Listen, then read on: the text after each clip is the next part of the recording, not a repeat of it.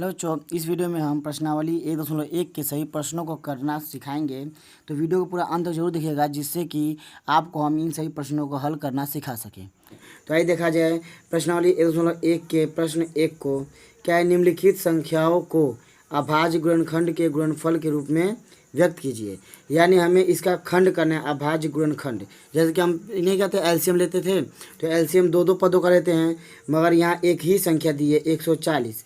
तो हम इसका अगर एलसीएम के रूप में हल करेंगे तो उसे हम कहते हैं अभाज्य गुणनखंड करना। ठीक है, तो आइए 140 का किया जाए तो क्या होगा? 140 का खंड करना है। सबसे पहले किससे कटेगा? 2 से, क्योंकि देखिए जिस संख्या का लास्ट में 2 होता है, 0 हो, 2 हो या 2 से कटने वाली संख्या हो, किसी भी संख्या के लास्ट में, तो वह पूरी संख्या 2 से कटेगी।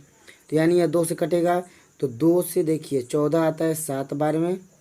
अब जब 14 कट गया 7 बार में, 0 बचा, इसको उतार देंगे। फिर 70 है, ये भी 2 से कटेगा। तो 2 से कितने बार में कट रहा है? 2 3 6, और जब 6 है ना तो ये 7 है, 2 3 6 इसमें से जाएगा तो 1 बचा, जो इस पर कैरी हो जाएगा 0 पर, तो ये हो जाएगा 10। अब ये 10 कटेगा 2 से 5 बार में। अब देखिए 35 है, तो यह 2 से नहीं कटेगा। तो अगला नंबर होता है 3 का। तो 3 से चेक करने के लिए अंकों को जोड़ते हैं, 5 3 8। अगर जोड़ 3 से कट जाएगा तो 3 से कटाएंगे, नहीं तो अब देखिए 4 से भी नहीं कटेगा। जब 2 से नहीं कट रहा तो 4 से नहीं कटेगा। अब किससे कटाएंगे? 5 से। अभाज्य संख्या से ही कटाते हैं, ठीक है। तो अब किसका नंबर? 5 का। 5 से 35 कटता है 7 बार में, ठीक है। अब देखिए 7 भी एक अभाज्य संख्या है, इसलिए 7 से कटा देंगे 1 बार में। इसके कुल कितने अभाज्य गुणनखंड मिले? देखिए 2 क्या है? 2 गुणे 5 गुणे 7, ये हमें अभाज्य गुणनखंड मिले गुणनखंड करने पर। तो अब क्या करेंगे? देखिए इसको घात के रूप में लिखते हैं इसमें, ठीक है। यानी 2 गुणे 2 है, तो 2 पर घात 2 गुणे 5 और गुणे 7, ये हो जाएगा हमारे इस पहले प्रश्न का आंसर। आइए देखा जाए इसी प्रकार दूसरे वाले प्रश्न को। पहले वीडियो पॉज कर आप अपने सॉल्व कर लें और फिर अपना आंसर मिलाएं कि आपने सही किया है कि नहीं। इसी तरह प्रैक्टिस करते हैं, ठीक है। तो अब देखिए 156 का लेंगे हम एलसीएम, ठीक। यानी 156 का खंड करेंगे तो होगा, देखिए किससे कटेगा ये? पहले 2 से चेक करें, क्योंकि लास्ट में 6 है, 6 2 से कटता है तो ये पूरी संख्या 2 से कट जाएगी। तो 2 से कितने बार में? 15। देखिए तो 15 नहीं आता है, 14 आता है, 2 से 7 बार में। तो कितना कम है? 14 15 से 1 कम है, तो 1 इसके ऊपर कैरी। 16 आता है 8 बार में। अब देखिए ये भी संख्या 2 से कटेगी, क्योंकि लास्ट में 8 है और 8 2 से कटता है, इसलिए 2 से कटेगा। 2 तिहाई 6, हासिल लगा 1, 2 9 18। अब यह देखिए यहाँ जो है 9 और 3 जोड़ देते हैं, 9 3 होता है 12, और 12 3 टेबल में आता है, यानी यह संख्या 3 से घटेगी। कोई भी बड़ा से बड़ा अंक होगा, उसके अंकों को जोड़ देंगे और अंकों का जोड़ 3 से विभाजित हो जाएगा, तो वह संख्या 3 से विभाजित हो जाएगी। यह नियम होता है ना। तो ये देखिए अब किससे 3 से कितने बार में? ये 3 कटा 1 बार में, और ये 9 कटेगा 3 बार में। अब देखिए ये 13 आ गया, तो 13 एक अभाज्य संख्या है, तो यह कटेगा 13 से ही 1 बार में। कुल कितने खंड हुए? 2 2 3 और 13। तो इसको लिख लेंगे 2 गुणे 2 गुणे 3 गुणे 13, ठीक है। तो इसको घात के रूप में लिखेंगे तो हो जाएगा 2 का वर्ग, जितना होता है उतना पावर। 2 2 है तो 2 के ऊपर 2 गुणे 3 और गुणे 13, ये हो गया इसका आंसर। आइए देखा तीसरे प्रश्न को, ठीक है। तो इसे भी आप पहले अपने सॉल्व कर लीजिए और फिर मिलाइएगा, ठीक है। तो क्या लिखा है? 38 25, यानी 3825 का खंड करना है। तो इसका भी खंड कर लेते हैं, 3825। तो यहाँ देखिए लास्ट में है 5, तो पहले जोड़ लेते हैं ना। 8 2 10, 5 3 8, यानी 18।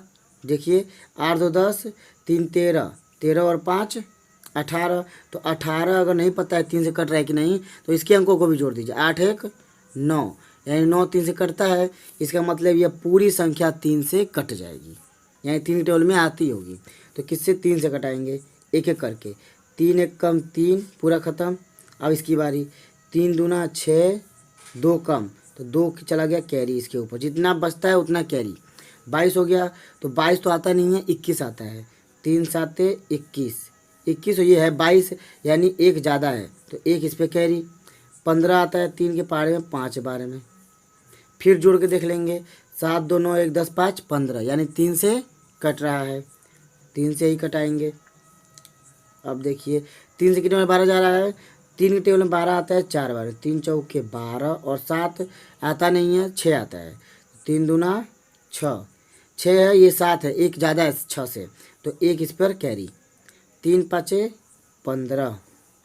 इसी प्रकार अब देखिए ये किससे, देखिए जो लेते हैं, 5 4 9 2 11, जो कि 3 से नहीं कटता है, इसलिए अब 4 से तो कटेगा नहीं क्योंकि 2 से नहीं कट रहा है। तो अब देखेंगे 5 से, तो ये 5 से कट जाएगा क्योंकि जिस संख्या के लास्ट में 5 होता है वो 5 से कट जाएगी। तो 5 से 42 आएगा नहीं, 40 आता है। तो 5 8 40, 8 बार में 40, मगर ये 2 ज़्यादा है 40 से, तो 2 इस पर कैरी, तो हो जाएगा 25। तो 50 25। फिर 5 से कटाएंगे, 5 एकम 5, ठीक।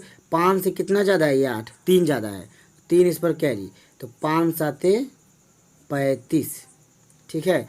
अब देखिए ये 17 है तो यह अभाज्य संख्या है, तो यह केवल 17 से ही कटेगी, 17 से एक बार में।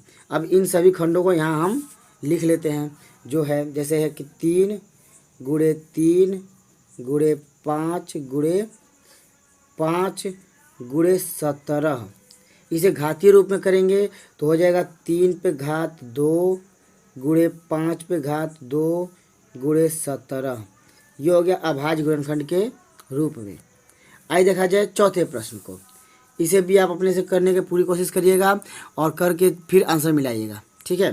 क्या है क्वेश्चन, 5005 यानी कि 5005, ठीक है। तो इसको खंड करते हैं तो कैसे होगा, 500 यानी 5005, इसका खंड करेंगे, ठीक है। तो कैसे होगा यह देखिए, पहले जोड़ लेते हैं, 5 5 10, 2 से नहीं कटेगा तो जोड़ कर चेक करेंगे। 5 5 10, 10 आता नहीं है 3 के टेबल में, इसलिए 3 से भी नहीं कटेगा, 2 से भी नहीं कटेगा, अब ये कटेगा 5 से। तो 5 से कटाते हैं, 5 से कटा एक बार में, ठीक है। अब कितना, जब 5 से एक बार में कट गया कुछ बचा नहीं, तो ये 0 है उसी तरह उतर जाएगा, ये 0 है ये भी उसी तरह उतार देंगे। अब ये 5 है जो कि कट जाएगा 5 से एक बार में। आइए इसे हम 5 के बाद आने वाली अगली अभाज्य संख्या से कटा कर देखें, तो वो होती है 7। 7 से कटाएंगे तो यहाँ देखिए 7 से कटेगा एक बार में, तो 7, 7 एकम 7 मगर है 10, तो 7 से कितना ज़्यादा 10 है, 3 ज़्यादा है, तो ये हो गया कैरी इसके आगे वाले नंबर के बगल में 3, तो ये 3 और 0 30 हो गया। तो 30 7 के टेबल में नहीं आता है, मगर इससे कम 28 आता है, 7 चौके 28, 4 बार में, मगर 28 से कितना ज़्यादा 30 हो रहा है, 2 ज़्यादा, 2 इस पर कैरी, तो ये 2 और 1 21 हो गया। तो कितने बार में कटेगा, 7 तिली 21, ठीक है, यानी 7 से ये कट गया 143 बार में, ठीक। इसे देखते हैं तो यह 7 से नहीं कट रहा है, तो 7 के बाद आने वाली अभाज्य संख्या होती है क्या, 9, 9 नहीं अभाज्य संख्या, ठीक है। तो अभाज्य संख्या है आपकी 11, क्योंकि 7 के बाद 8 है नहीं, 9 है नहीं, 10 नहीं है, तो 11 है, तो 11 से कटाएंगे। तो देखिए जैसे देखिए यह पहले स्थान पे, यह दूसरे पे, ये तीसरे पे, तो पहले और तीसरे स्थान के अंक को जोड़ेंगे, 3 1 4, और तीसरे स्थान के अंक अकेला है तो जो 4 के बराबर आ रहा है ना, इसलिए यह 11 से कट जाएगी। यह छोटा नंबर है, बड़े नंबर पर हम इसी तरह कर सकते हैं। तो ये 11 से कटाते हैं, तो 11 से कटेगा एक बार में, तो कितना बचेगा, 3 बचेगा, क्योंकि 11 एकम 11 और ये है 14, 11 से 3 ज़्यादा है, तो ये हो गया 33, और 11 तिहाई 33, ठीक है। अब यह 13 से ही कटेगा, क्योंकि 11 के बाद आती है अगली अभाज्य संख्या 13, 13 से एक बार में कट गया। क्या बचा, 5 7 11 और 13, यानी इसके अभाज्य गुणनखंड है 5 गुणे 7 गुणे 11 गुणे 13, ये हमारे अभाज्य गुणनखंड। आइए देखा जाए पाँचवें प्रश्न को, तो पाँचवा प्रश्न है 7429, ठीक है। तो इसे सॉल्व करते हैं, इसका हम खंड करते हैं, तो क्या है 7429, इसे किस टेबल से पहले कटाएंगे, तो देखिए 2 से तो कटेगा नहीं, 3 से कटने के लिए जोड़ते हैं अंकों को, 4 2 6, 6 6 12 और 10 22 हो जाएगा, यानी कि जो ये 3 से भी नहीं कटेगा। यहाँ ध्यान दीजिए कि जो 7429 है यह आपका डायरेक्ट 17 से कट रहा है, क्योंकि इससे पीछे की अभाज्य संख्याओं से यह नहीं कट रहा है, उनके पीछे अभाज्य संख्याओं में यह नहीं आता है। तो हम क्या करेंगे, 17 से कटाएंगे। तो 17 से यह कट रहा है आपका 437 बार में, जैसे कि 4 बार में, 3 बार में और 7 बार में, यानी 437 बार में 17 से कट रहा है। अब जो 437 है यह 17 से नहीं कटेगा, यह किससे कटेगा, यह कटेगा आपका 17 के आगे आने वाली अगली अभाज्य संख्या यानी 19 से। 19 अभाज्य संख्या है, यह इससे कट रहा है। तो 19 से 2 बार में और फिर कैरी हासिल बचेगा तो उसको कैरी लगा देंगे, फिर 19 से 3 बार में। ठीक है, तो ये हो जाएगा 23। जो 23 है ये भी एक अभाज्य संख्या है, इसलिए हम इसे 23 से ही कटा देंगे। तो हो जाएगा आपका 3 अभाज्य संख्या 17, 19 और 23। तो इसके 3 जो गुणनखंड है वो हो जाएंगे 17 गुणे 19 गुणे 23।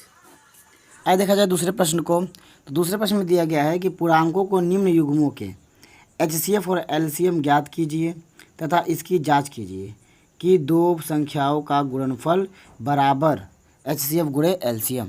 यानी हमें इन संख्याओं का लसा और मसा यानी HCF और LCM पता करना है और फिर इस फॉर्मूले का उपयोग करना है, यानी दो संख्याओं का गुणनफल यानी इन दोनों का गुणनफल बराबर होना चाहिए इसके HCF और इसके LCM के। तो आइए हम पहले इसका HCF ज्ञात करते हैं। तो HCF ज्ञात करने की होती है एक भाग विधि। तो हम इसे किस विधि से ज्ञात करेंगे, भाग विधि से HCF ज्ञात करेंगे। तो HCF कहीं भी ज्ञात करेंगे भाग विधि से आसानी से ज्ञात होगा। तो कैसे होता है ये देखिए, बड़े अंक को अंदर रखेंगे पहले और छोटे वाले अंक से भाग देंगे। कितने बार में जा रहा है यहाँ देखिए, 26 है, 26 यानी 25 मान लीजिए, 25 चौके 100 4 बार में, यानी 26 से हम लगभग 3 बार में लेके जा सकते हैं। तो 3 बार में कितना देखिए, 3 छक्का 18 का 8 ऐसे लगा 1, 3 2 6 1 7, ठीक 78 हो गया। इसमें से घटा देंगे तो कितना बचेगा, यहाँ देखिए कैरी देंगे 11, 11 में से 8 जाएगा तो 3 और ये कैरी दिया तो ये तो 8 बन गया, 8 में 7 गया तो 1। अब क्या करेंगे, इसको इधर रखेंगे और ये जो यहाँ पर जिससे भाग दिए थे वह संख्या इसके अंदर, यहाँ ध्यान दीजिए, जो शेषफल बचा अब वह भाजक बन जाएगा, यानी शेषफल भाग देगा और जो भाग दे रहा था वो आ जाएगा इधर कोपचे में। तो यानी 26 आ गया इधर। अब 26 13 से कितने कटेगा तो कटा देंगे। तो कितने बार में कट रहा है, 13 से 2 बार में 26। यानी जब भी आपका शेषफल शून्य, यानी जहाँ इसी विधि से करते हुए जिस जगह पर शेषफल शून्य आ जाएगा वहीं पर समझिए कि ये जिससे भाग दिए हैं वही क्या, इन दोनों का यानी इन दोनों नंबर का यही आपका HCF है यानी मौसा है। तो इन दोनों का HCF यानी हमारे प्रश्न का जो HCF है ये है आपका 13। अब ज्ञात करते हैं LCM। तो LCM ज्ञात करने के लिए करना क्या होता है, 26 का और 91 का एक साथ ज्ञात करेंगे, ठीक। तो यहाँ देखिए 13 HCF था, तो HCF अगर 13 है तो यह 13 से कटेगी। LCM ज्ञात करना है तो LCM में क्या करेंगे, तो यहाँ देखिए LCM से 26 और 91 का LCM ज्ञात करना है। तो ये देखिए इनमें जो 26 है वो 2 से कट रहा है, तो कोई भी एक भी अंक जो कटेगा 2 से, चाहे छोटे टेबल से तो कटाएंगे। तो 2 से 1 बार में और ये 3 बार में, ठीक। और यहाँ देखिए 91 2 से नहीं कटा तो उतार देंगे। अब यहाँ देखिए जो 13 और 91 है तो 2 के बाद आने वाली संख्या कौन सी है जिससे 91 कटे, तो 91 जो है वो 7 से कटेगा। तो अब क्या करेंगे, 7 से कटाएंगे। 13 और 91 7 से कितने बार में कटता है, 13 बार में, 13 7 91, ठीक है। तो 13 बार में कट गया। अब दोनों 13 है, 13 से कटा देंगे, ठीक है। तो हमारा जो LCM आया वो आ गया 7 दूना 14, 14 और 13 का गुणा कर देंगे, यानी 13 का और 14 का गुणा कर देंगे तो आ जाएगा 4 3 12 को 2 80 लगा 1, 4 एकम 4 1 5 और ये हो गया 13। यानी जो हमारा LCM आ गया वो आ गया 182। तो यहाँ देखिए जो LCM है वो आ गया 182। हमें क्या करना है, सॉल्व करना है, सिद्ध करना है कि दो संख्याओं का गुणनफल यानी इन दोनों का गुणनफल 26 गुणे 91 बराबर होना चाहिए 13 गुणे 182 के, यानी इन दोनों का आंसर बराबर आना चाहिए। तो यहाँ देखिए 26 का और 91 का गुणा कर लेते हैं। 1 से करेंगे 26, 9 से करेंगे तो 9 छक्का 54 का 4 हंसी लगा 5, 9 दूना 18, 18 2 20 3 23, 6 6 3 2 यानी 2366 आ गया अंकों का गुणनफल। इसी प्रकार देखिए अब 13 गुणा इसमें करेंगे, ठीक है। तो यहाँ देखिए 13 का गुणा 182 में करेंगे। 3 दूना 6, 8 से 24 4 से लगा 2, 3 कम 3 2 5, 182, 6 6 8 2 8 5 13 3 से लगा 1 3 1 4, अरे 1 1 2 होगा, ठीक। यहाँ देखिए 8 5 13 3 से लगा 1 1 और 1 2, तो हो जाएगा आपका 2366। तो यहाँ देख सकते हैं कि इनका जो HCF और LCM का गुणनफल वो बराबर किसके है, दोनों संख्याओं के गुणनफल के बराबर है। तो हमने जांच कर लिया। इस प्रकार ये दूसरे प्रश्न को देखते हैं। तो दूसरे प्रश्न को आप जरूर सॉल्व करें, इसका आंसर कमेंट करें। इसी प्रकार देखिए यहाँ तीसरे प्रश्न को हम सॉल्व करते हैं। तो तीसरे प्रश्न को क्या करना है, 336 और 54 इनका लेना है HCF। तो सबसे पहले हम HCF ज्ञात करते हैं। तो HCF पता करने के लिए देखिए 336 में 54 से भाग देंगे, ठीक। 54 से भाग देना है तो ये लगभग कितने बार में कटेगा, 6 बार में। कैसे, देखिए 5 से हम 30 को कटा के चेक करते हैं, 5 6 का 30, लगभग 6 बार में कटा सकते हैं। तो चेक कर लेंगे गुणा करके 54 का 6 से, 6 चौके 24 4 से लगा 2, 6 5 30 2 32। देखिए इससे कम आया तो यानी कि 6 बार में ये कट जाएगा। कितना आएगा, 6 में 4 गया 2, 3 में 2 गया 1, 12। अब क्या करेंगे, 12 से कटाएंगे, ठीक है। यहाँ पे फिर नहीं सॉल्व करना है, इसी तरह करते ये होता है HCF ज्ञात करने की भाग विधि। तो क्या करेंगे, अब 12 से किसको कटाएंगे, जो यहाँ से जिससे काटा रहे थे, ये आ गया अब इधर 54। 12 से कितने बार में कटेगा ये,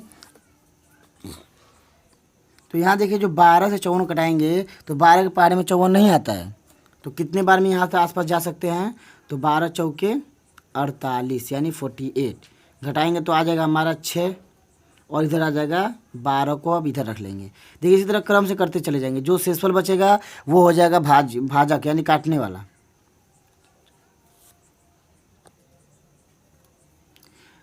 यहाँ देखिए जो आपका शेषफल बच रहा है वह बन जाएगा भाजक, ठीक है। और जो यहाँ पर भाजक था वो बन गया भाज्य। इसका मतलब ये समझिए जो यहाँ से भाग दे रहा था यहाँ पर वो आ जाएगा इधर कोपचे में आ जाएगा, ठीक। और जो यहाँ शेषफल बचा है अब वो इसे काटेगा, ठीक है। जैसे यहाँ का शेषफल ये इसे काट रहा था, जो इधर भाग इसको काट रहा था ना, पहले 54 इसे काट रहा था, अब शेष बच गया। जब शेष बच गया, क्यों शेष बचाया, तो तुमने जब शेष बचाया तो उसने इसी को काटने लगा, ठीक। अब इसको काटा तो फिर इसने भी शेष बचा दिया, ठीक। तो जब ये भी बचा दिया शेष तो अब ये इसको काटेगा, तो ये छोड़ेगा नहीं, पूरा ख़त्म कर देगा। तो 6 से कितने बार में, 2 बार में। तो जीता कौन, 6 जीता, इसलिए HCF हो जाएगा हमारा इसमें का HCF क्या हो जाएगा, 6 हो जाएगा। तो आइए इन दोनों का LCM लेते हैं। तो LCM कैसे ज्ञात करेंगे, लिख लेते हैं किसका किसका, 336 और 54 का। तो यहाँ देखिए सबसे पहले 2 के टेबल से कटा है तो 2 से कटाएंगे, कितने बार में, यहाँ देखिए 2 1 कम 2 हासिल गया, 2 छक्का 12 हासिल गया, 2 8 16, फिर 2 दूनी 4, 1 2 7 14। देखिए अभी 2 से ये कट रहा है, 2 8 16 और 4 बार में ये नहीं कटेगा, उतार देंगे। फिर 2 से 2 चौके 8 2 बार में 27 उतार देंगे। फिर 2 से 21 बार में 27 उतर जाएगा। अब देखिए 3 से कटाएंगे, क्योंकि 3 से ये भी कट रहा है और ये भी। देखिए 3 से ये कट रहा है, ये कटेगा चाहे नहीं कटेगा, पहले हम इसको देखेंगे। कोई भी एक कटेगा तो कटाएंगे, दोनों कटेगा दोनों कटाएंगे। 3 से देखिए 3 7 21 और 3 9 27। अभी फिर ये 9 3 से कटता है तो 3 से 7 उतर जाएगा और 9 3 से कट गया।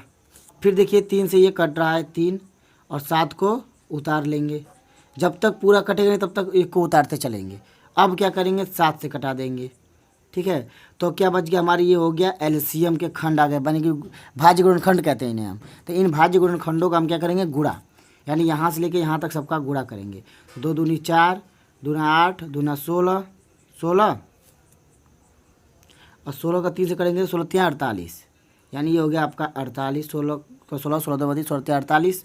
अब देखिए इसका गुणा कर लेते हैं, तितली की 9 और 9 7 63, ठीक है। अब ये संख्या और ये जब ज़्यादा बड़ा हो तो इसी तरह 2 हिस्से में कर लिया जाता है। 48 का 3 से गुणा कर लेंगे तो हो जाएगा 63 से गुणा करेंगे कितना आएगा ये देखिए।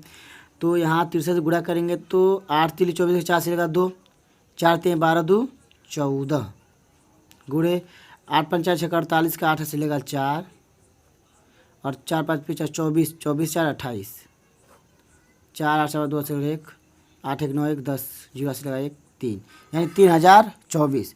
तो इस प्रश्न का आपका जो एलसीएम आ रहा है वो आ रहा है 3024। एलसीएम इतना बड़ा आ गया 3024। एलसीएम मतलब वो होता है वह नंबर जो इससे और इससे दोनों से कट जाए। तो अब देखिए फिर इसकी जांच करेंगे दोनों संख्याओं का गुणनफल यानी 336 गुणे 54 बराबर 6 गुणे 3024। तो आइए पहले संख्याओं को गुणा कर लेते हैं। संख्याएं क्या हैं? तो संख्या आपकी है 336 और 54 का गुणा करना है।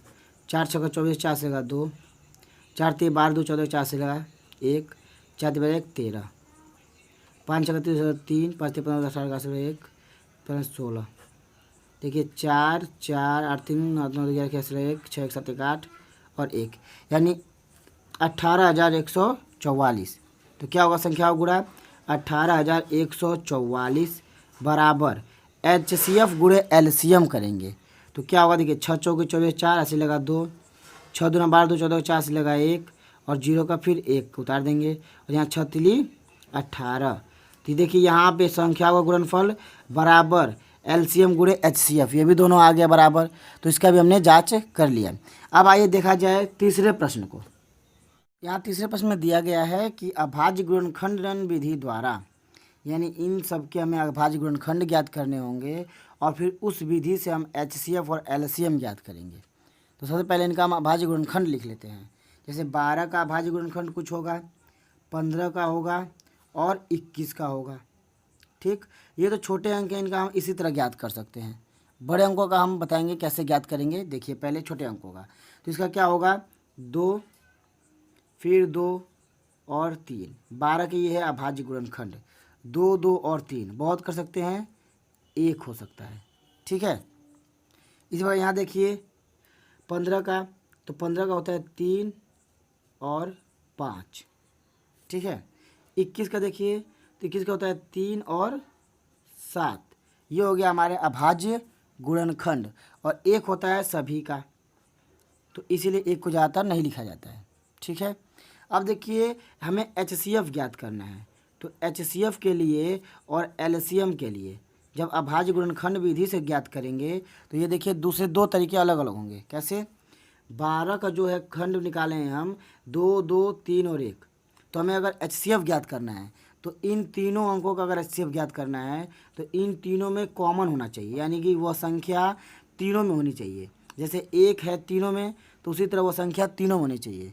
जब तीनों में 1 है तो इसको 1 लिख लेंगे एचसीएफ में, और तीनों में 3 है तो उसे गुणे के रूप में 3 अगली संख्या को, और कोई तीनों में नहीं है। ठीक है, इन तीनों नंबर के अभाज्य गुणनखंड लिखे हैं, इनमें और कोई एक संख्या तीनों में नहीं है, तो इसलिए नहीं लिखेंगे। ये हो गया हमारा एचसीएफ 1 गुणे 3 यानी कि 3, ये हो गया एचसीएफ।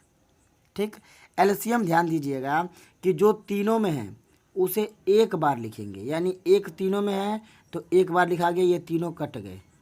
ठीक, और 3 भी तीनों में है तो 3 को एक बार लिख लेंगे और ये भी 3 कट गए, यानी तीनों में जो है उसे बार बार नहीं लिखना है। अब देखिए ये 2 इसमें एक ही है और ये 2 एक ही है, यानी इन दोनों 2 को लिखा जाएगा। ठीक, यानी कि जो कॉमन है सभी में है उसे सिर्फ एक बार लिख के सबके जगह पर एक बार लिख के छोड़ देंगे और उसे काट देंगे।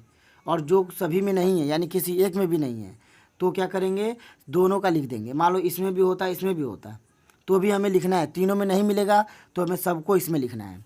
तो ये दोनों 2 नहीं था तीनों में, लिख दिए। ये 5 भी तीनों में से अगर एक में भी नहीं होगा तभी भी लिखेंगे। 5 तीनों में नहीं था, इसे भी लिख देंगे, और 7 तीनों में नहीं है, इसे भी लिख देंगे।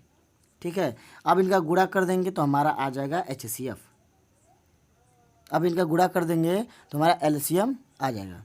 देखिए 3 दूना 6, 6 दूना 12, 12 का 5 से गुणा करेंगे 12 5 60, और 60 7 का गुणा कर देंगे 420 में 7 6 42 यानी 420। 20, ये हो जाएगा आपका एलसीएम। आइए देखा जाए इसी वाले के दूसरे प्रश्न को। तो दूसरे में दिया गया 17, 23 और 29। तो यहाँ देखिए 17 और 23 और 29 यह तीनों ही अभाज्य संख्या, यानी कि 17 का कोई खंड नहीं, ठीक, 17 का कोई खंड नहीं, 23 का कोई खंड नहीं और 29 का भी कोई खंड नहीं होता है। 17 का 17 ही है, 23 का 23 ही है और 29 का 29 ही है। जब इनका कोई खंड नहीं है तो एक जो होगा वो सब में कॉमन होता है, तो इसलिए इसका HCF हो जाएगा 1। मगर LCM जो होगा वो हो जाएगा इन तीनों का गुणा, यानी 17 गुणे 23 और गुणे 29। गुणा करेंगे तीनों का तो आ जाएगा, तो ये गुणा कर लिया जाए। 17 का गुणा 23 और 29 पे करना है ना, यानी कि पहले 23 का और 29 का गुणा कर लेते हैं। तो देखिए 9 3 27 7, हंसी लगा 2, 9 दूना 18, 2 20 का 0 और 2 यानी 20 लिख दिए। अब 2 से गुणा करेंगे तो 2 3 6 और 2 दूनी 4, 7 6 4 2 6 यानी 667। इसका करेंगे गुणा 17 से।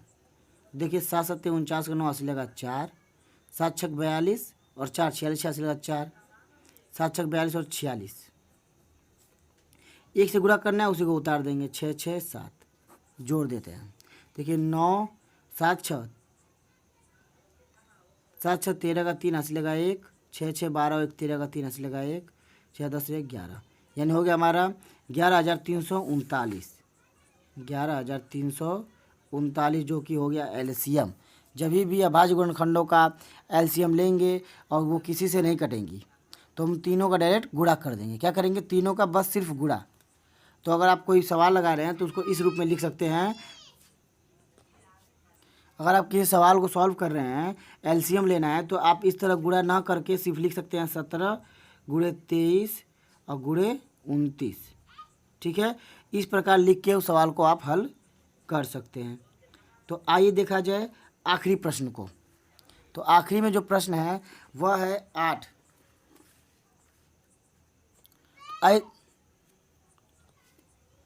तो आइए देखा जाए तीसरे प्रश्न को। तीसरे प्रश्न में दिया गया है 8 9 और 25। तो 8 के हम लिखते हैं अभाज्य गुणनखंड होते हैं 2 2 और 2, और 9 के अभाज्य गुणनखंड क्या होंगे 3 और 3। अब यहाँ देखिए 25 के, तो 25 के जो अभाज्य गुणनखंड है वो है 5 और 5। अब यहाँ देख सकते हैं कि अभाज्य गुणनखंड मिले मगर कोई किसी से मैच नहीं कर रहा है, यानी तीनों में कोई किसी के बराबर एक जैसा नहीं है। तो क्या किया जाएगा, इसका भी HCF जो है वो होगा 1। ठीक, मगर जो LCM होगा, जब अभाज्य गुणनखंड एक जैसे मैच नहीं करते हैं, यानी कि 2 तीनों में नहीं है, 3 भी तीनों में नहीं है, 5 नहीं है, तो इसका मतलब कि इन सब का हम गुणा करेंगे, यानी कि LCM में 8 का 9 का और 25 का गुणा, या फिर ये 3 2 है, इन तीनों 2 का गुणा और 3 3 का गुणा और फिर 5 का। ठीक, अब देखिए इसका गुणा करते हैं। तो यह देखिए 2 से 5 में गुणा कर देंगे 10 बन जाएगा, ये एक तरीका करने का। ठीक है, ये 2 से 5 में गुणा कर देंगे, ये भी 10 बन गया। ठीक, अब देखिए 3 की 9 और 9 दूना 18। अब इन तीन संख्याओं को गुणा कर सकते हैं। 10 बन रहा है तो बना लिया जाता है, आसान होता है गुणा करने में। 10 का 10 में करेंगे तो 100 बन जाएगा, और 100 का 18 में करेंगे तो हो जाएगा 1800। ठीक है, तो आइए देखा जाए अब अगले प्रश्नों को। तो आइए देखते हैं अगले प्रश्न को। अगला प्रश्न दिया गया है कि HCF 306 और 697 306 और 657 का जो HCF है वो 9 है। तो LCM बताइए। ठीक है, तो हमें फार्मूला याद पता होना चाहिए कि HCF क्या होता है। फार्मूला HCF इंटू LCM बराबर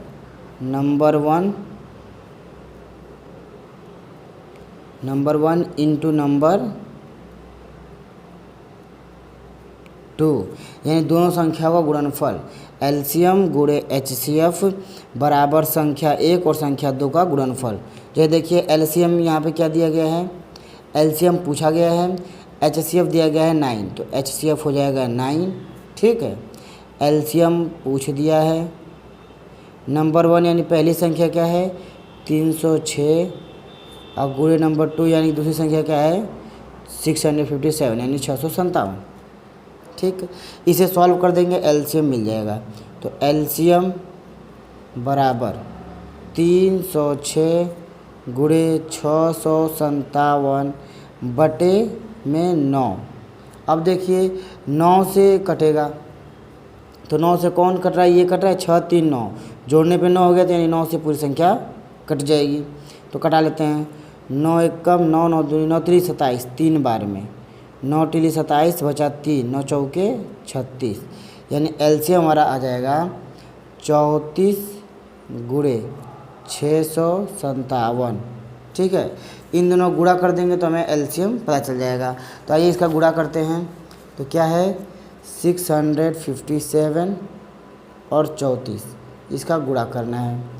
तो 7 चौक 28, 8 से लगा 2, 4 5 20 और 2 22 का 2 8 से लगा 2, 4 छके 24 2 26 गुणे 7 3 21 का 1 हाथ से लगा 2, 3 5 15 17 7 हाथ से लगा 1, 3 6 18 1 19।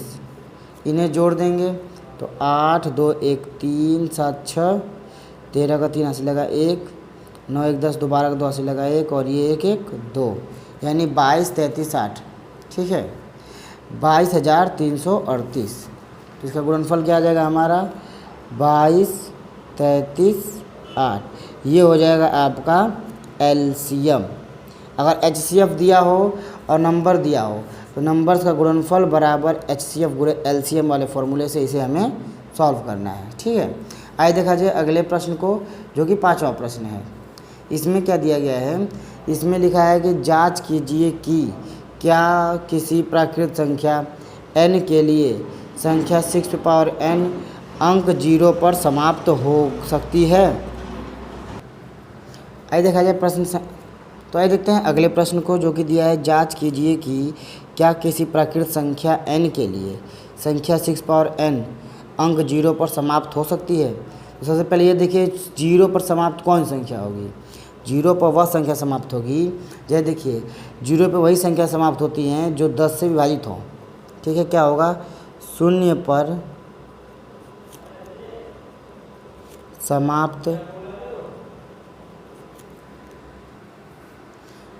समाप्त होने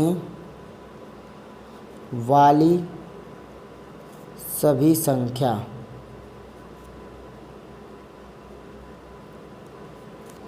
दस से विभाजित होती हैं। ठीक है, 0 पे अगर कोई भी संख्या समाप्त होगी यानी लास्ट में 0 आएगा तो वह संख्या 10 से जरूर विभाजित होगी। ठीक है, 10 से विभाजित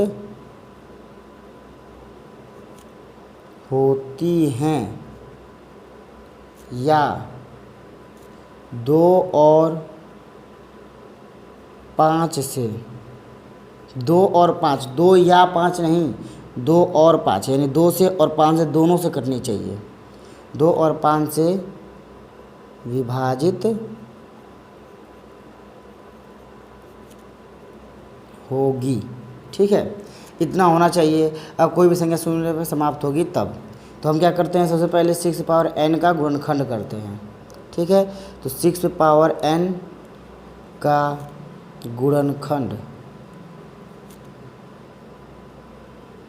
तो 6 पावर n का गुणनखंड कैसे होगा, n को कॉमन ले लेंगे, 6 का गुणनखंड करेंगे 2 × 3 और पावर n।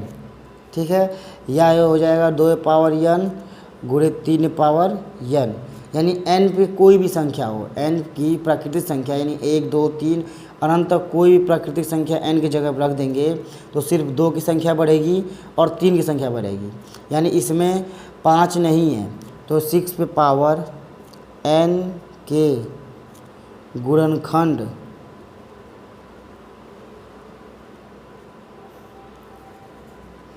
की कोई भी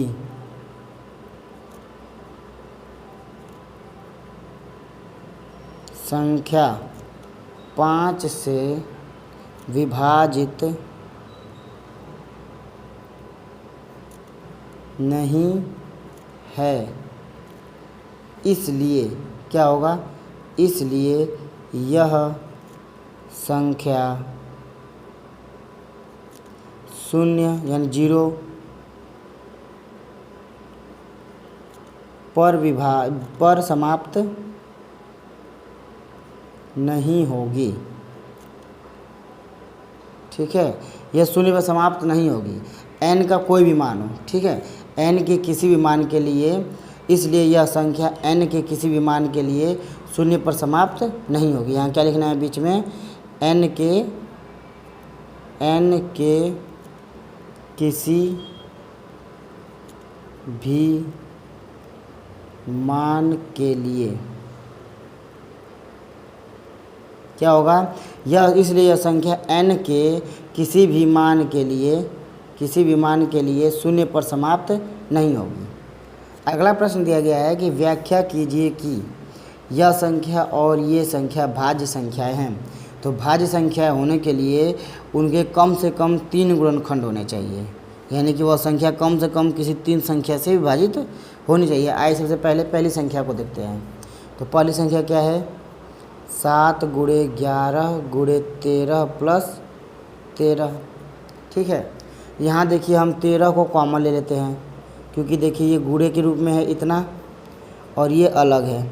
ठीक है, यह इतना गुणे के रूप में और ये अलग है, तो यहाँ से 13 कॉमन लेंगे तो बचेगा 7 गुणे 11 इसमें। ठीक है, 13 कॉमन लेंगे तो बचेगा 7 गुणे 11 और ये इसमें से क्या बचेगा, प्लस 1 बचेगा। ठीक है, यानी कि 13 गुणे 77 प्लस 1 78। ठीक, अब क्या हुआ, ये देखिए जो संख्या है यह 13 से, जो संख्या दी गई है किससे किससे विभाजित हो रही है, 13 से विभाजित हो गई। ठीक है, और 78 से विभाजित हो गई और 1 से, यानी कुल मिला के कम से कम इसके 3 गुणनखंड मिल गए। ठीक है, अभी और भी हो सकते हैं, 78 का टुकड़ा 2 से भी कटेगी और भी संख्याओं से विभाजित होगी। तो इसलिए यह संख्या क्या है, भाज्य संख्या है। अगर केवल एक ही गुणनखंड हो और उसका गुणनखंड नहीं हो, सिर्फ एक ही संख्या विभाजित होगी, तब यह क्या रहेगी, अभाज्य संख्या। मगर यहाँ पे 3 गुणनखंड हो गए, इसलिए क्या है, ये भाज्य संख्या है। आइए देखें दूसरे नंबर को। दूसरा वाला क्या दिया गया है, दूसरा है आपका 7 गुणे 6 गुणे 5 4 3 2 और 1 प्लस 5। यहाँ देखिए हम 5 को कॉमन ले लेंगे, यहाँ से यहाँ तक गुणा है और ये प्लस के बाद ये 5 है, यानी इसमें से 5 और इसमें से 5 कॉमन लेंगे तो यहाँ क्या बचेगा, 7 गुणे 6 गुणे 4 गुणे 3 गुणे 2 गुणे 1 ये बचा, और इधर क्या बचेगा, प्लस 1 बचेगा। यानी सबका गुणा करके इस एक को जोड़ देंगे। तो ये सबसे पहले गुणा करते हैं, तो क्या होगा गुणे में, 3 दूना 6 4 6 24। ठीक है, और 7 6 42, यानी ये हो गया तुम्हारा 5 ब्रैकेट में 7 6 42। ठीक है, 4 3 12 दूना 24 प्लस 1, इतना गुणा करते हैं, 42 का और 24 का गुणा करते हैं। ठीक है, तो यहाँ हो जाएगा आपका 42 और 24 गुणे में 4 दूना 8 4 चौके 16, 2 दूनी 4 दूना 8, ये हो गया 8, 0 से लगाएगा ठेकना 10, 1008। यानी कि इन दोनों गुणनफल आएगा हमारा 5 ब्रैकेट में 1008 प्लस 1। ठीक है, तो हो जाएगा 5 ब्रैकेट में 1009, यानी लिख सकते हैं 5 गुणे 1009 और गुणे 1। इसके भी कितने गुणनखंड मिल गए हमें, कम से कम 3 मिल गए, तो 2 से ज़्यादा होगा, 1 भी 2 से अधिक होगा, तो ये क्या हो जाएगी, संख्या भाज्य संख्या कहलाएगी। अगर केवल एक ही गुणनखंड हो या एक को लेकर 2 गुणनखंड केवल होंगे तो वह अभाज्य संख्या होगी, मगर कम से कम 3 भी अगर आ गए तो यह एक भाज्य संख्या है। ठीक है, आइए देखा जाए अगले प्रश्न को। यहाँ देखिए प्रश्न 7वां दिया गया है, किसी खेल के मैदान के चारों ओर एक वृत्ताकार पथ है। इस मैदान का एक चक्कर लगाने में सोनिया को 18 मिनट लगते हैं, जबकि इसी मैदान का एक चक्कर लगाने में रवि को 12 मिनट, यानी सोनिया को 18 मिनट और रवि को 12 मिनट लगते हैं। मान लीजिए वह दोनों एक ही स्थान और एक ही समय पर चलना प्रारंभ करके एक ही दिशा में चलते हैं, तो कितने समय बाद वह पुनः प्रारंभिक स्थान पर मिलेंगे। ठीक है, तो ऐसे प्रश्नों में जैसे कि ये आ गया, एक ही जगह से चलना प्रारंभ करते हैं अलग अलग समय पर, या तो घड़ी की सुइयाँ हो या तो कोई व्यक्ति हो, जब उन्हें एक ही समय पर मिलाना हो कि दोबारा पुनः कब वो मिलेंगे, कितने समय बाद मिलेंगे, तो जो संख्या दी गई होती है उसका हमें एलसीएम लेना होता है। ठीक है, तो क्या करेंगे, आप लिखेंगे सोनिया और रवि, सोनिया और रवि पुनः 18 और 12 के एलसीएम, ठीक है, 18 और 12 के एलसीएम के वक्त यानी समय मिलेंगे। तो इनका एलसीएम लेंगे तब वो वापस उस समय पर मिलेंगे जितना आएगा। तो 18 और 12 का एलसीएम क्या होगा, यहाँ देखिए 18 और 12 का एलसीएम निकालते हैं। तो कितने से जा रहा है, 2 से, ये 9 बार में 6 बार में, फिर 2 से 9 उतर गया 3 बार में। अब देखिए 3 से 3 और ये 1, यहाँ फिर 3 से कट रहा है, 3 से 1 बार में। अब देखिए इसका गुणा करते हैं, तो 2 2 3 और 3 गुणा कर देंगे, 2 दूनी 4 तितली की 9, ये 9 और ये 4, 9 चौके 36, यानी कि 36 मिनट बाद, 36 मिनट बाद ये वापस मिलेंगे। तो ऐसी संख्या जब ऐसे प्रश्न आए तो कब मिलेंगे, एक साथ मिलेंगे या सुइया कब एक साथ मिलेंगी, तो आपको क्या करना हो, का सीधा एलसीएम निकाल देंगे, हमें आंसर मिल जाएगा। तो अगर इसी प्रकार वीडियो पसंद आया हो तो लाइक करें। अब मिलते हैं अगले वीडियो में। जय हिंद।